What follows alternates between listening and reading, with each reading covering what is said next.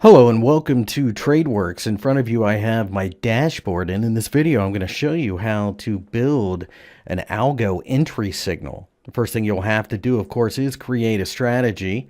It'll pop up the overview page. There's nothing to show. We haven't traded anything, so you can ignore this for now. You can go to strategy settings and set your lot size, your trading account, and your symbol. Now, if you click the symbol first, be advised that once you click your account, the symbol will disappear, and that's because it's checking the list of symbols, and it won't necessarily match up with the built-in ones depending on your broker. So we recommend clicking the trading account first, and then it populates everything that's available to you. So having said that, we can click Save, and it knows to buy or sell a tenth of a lot in the DAX when certain conditions are met. The entry signals. Pretty simple to do. Just click New.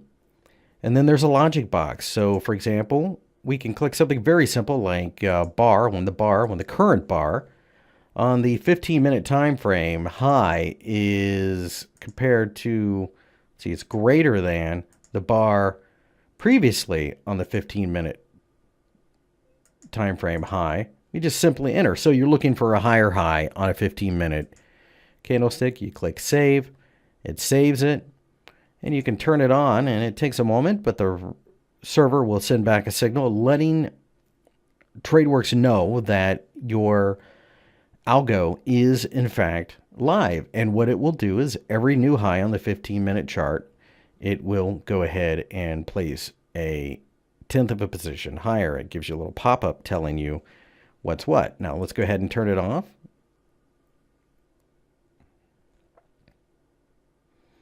And let's make a different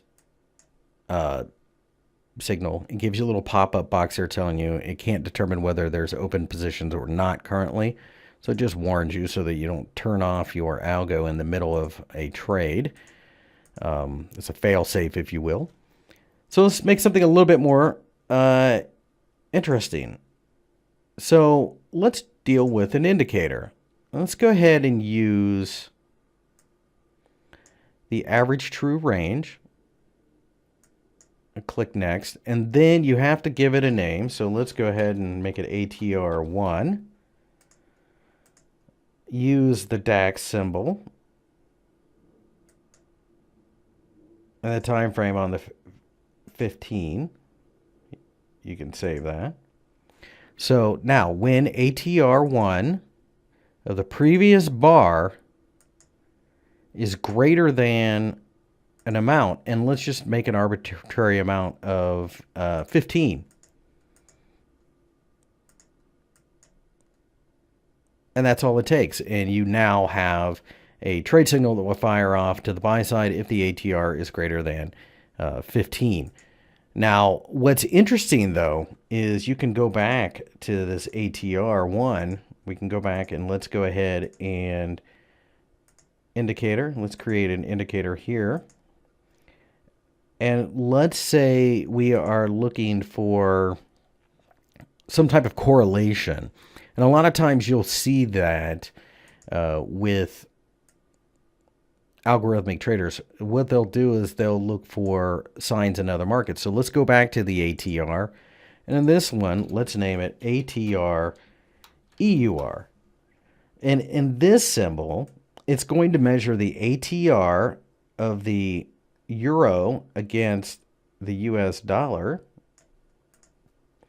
on the hourly time frame. We'll go ahead and use the 14 setting.